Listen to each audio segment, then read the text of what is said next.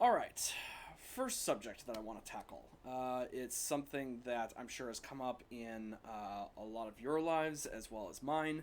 I think it's also come up recently in some national conversation and social media and things like that. So it's an issue that I think is important for us to tackle. And that is the conversation about the perceived roles within marriage between wives and husbands, at least within heterosexual relationships. Okay? And it's specifically in relation to the verse in Ephesians chapter 5 that says, "Wives, submit to your husbands." Now, there's a couple of issues connected with this that I want to tackle. One of them is the meaning of the passage in and of itself. The other is how the passage is used in conversation with others. Okay? So, I want to first tackle the meaning of the passage, and let's kind of get at that because a lot of people tend to use it to say, hey, women, wives, you should be listening to the men, to your husbands, and doing what they say. So, the first thing I want to do is pull up that particular passage, and let's just talk about it, okay? So, Ephesians chapter 5. I'm going to start in verse 21. The verse about wives submit to your husbands is in verse 22, and I think it's important that we backtrack just a smidge to get the full meaning of the passage. Verse 21, submit to one another out of reverence for Christ. So the passage starts with submitting to one another, not submitting to your wife, or wives submitting to your husbands. Okay? I think that's an important thing to recognize as we talk about this. It then says, wives, submit yourselves to your own husbands as you do to the Lord. For the husband is the head of the wife, as Christ is the head of the church, his body, of which he is the Savior. Now, as the church submits to Christ, so also wives should submit to their husbands in everything. And that little section is where a lot of people just kind of focus all their attention. They focus specifically on what wives are supposed to do for their husbands, supposedly anyway, and then they just stop there. They then don't go to the very next part, which is about the role of husbands. Verse 25, husbands, love your wives, just as Christ loved the church and gave himself up for her. Okay? That's verse 25. Now, you might not think a whole lot about that in terms of, oh, it's just telling husbands to just love their wives. But again, context is important. It's talking about husbands, you need to love your wives like Christ loved the church. Now, to best understand that, we need to understand, how does Christ love his church?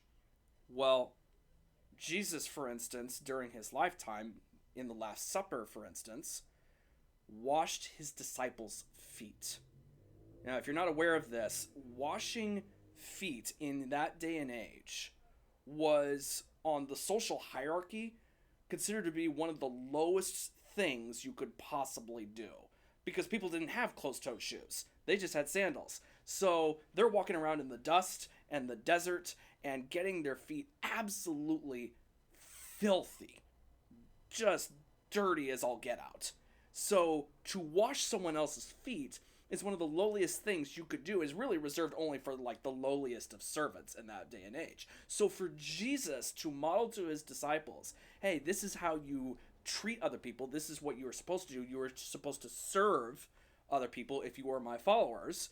And you're meant to do that in even the lowliest of fashions. And he also talks about in the rest of the Gospels how the first will be last and the last will be first.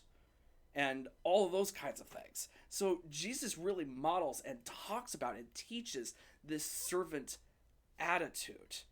And you even see this post-Gospels. The Apostle Paul writes in the letter to the Philippians, chapter 2, starting in verse 6. He says, Jesus, being in the very nature God, did not consider equality with God as something to be used to take advantage of onto other people. Instead, he humbled himself and made himself to be a servant, even to the point of death, even death on a cross.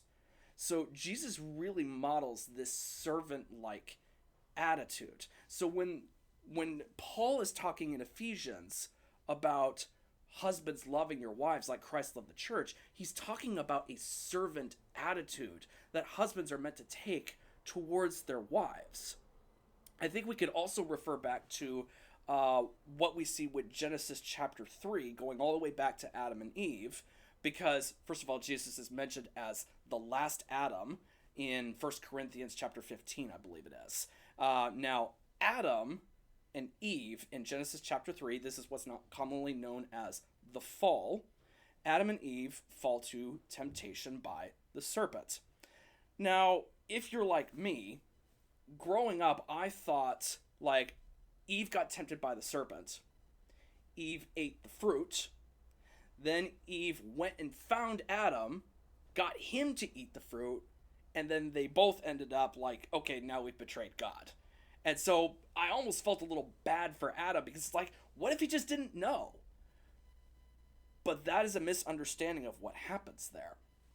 If you go to Genesis chapter 3 and really look at this, you'll see that they both equally sin, but they both sin in different ways. And I promise I'll get to the connection with Ephesians chapter 5 here. Okay, starting in verse 6. When the woman, Eve, saw that the fruit of the tree was good for food and pleasing to the eye, and also desirable for gaining wisdom, she took some and ate it. She also gave some to her husband, Adam, who was with her, and he ate it. Now, what this highlights is a very important dynamic. The thing that Eve did wrong was that God had told them not to eat this fruit. The serpent is telling her to eat the fruit. And what she could have done was say, hey, honey, to Adam, God told us not to eat this fruit, but this serpent is telling us that we should eat this fruit. What do you think? She didn't do that. At least not according to what we see in the Bible. She just took it into her own hands and ate the fruit. Adam, what he did wrong was that he's watching all of this happen. He's been told by God, don't eat this fruit. You will die if you eat it. And he just watches it happen. And he lets Eve eat this fruit that he has been told would kill her. And he doesn't have the stones to even say something about this.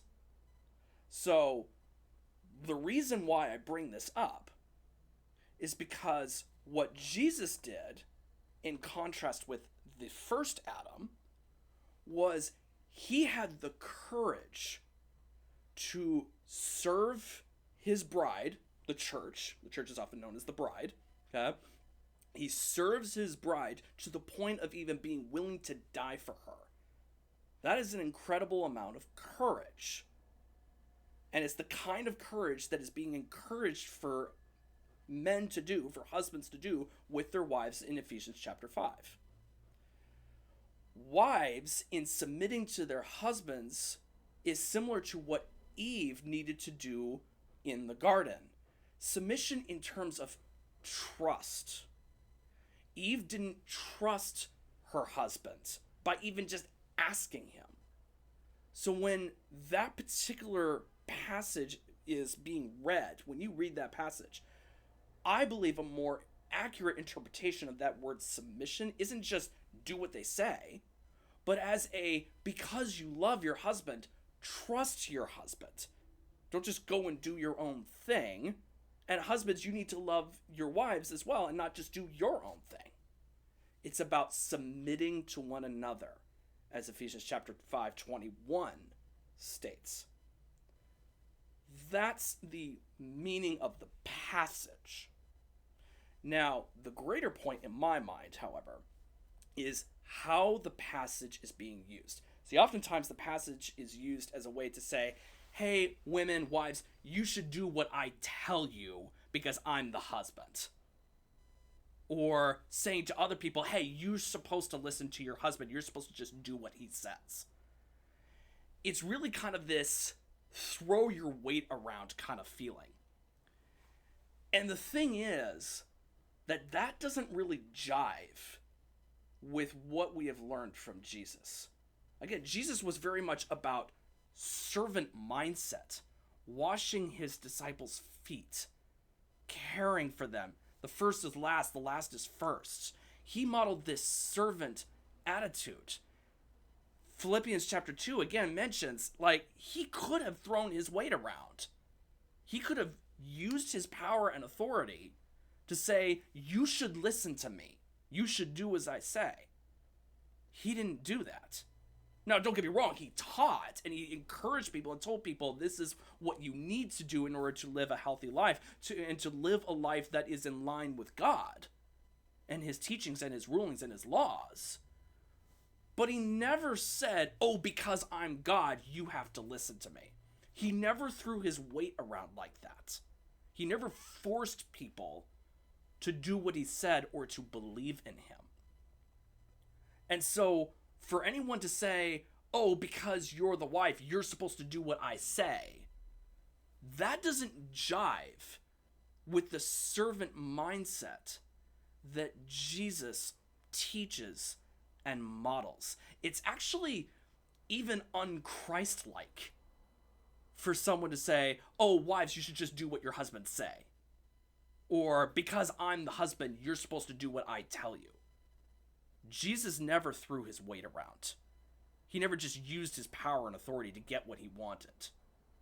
So, likewise, we as husbands should not be doing that as well. We should be serving our wives.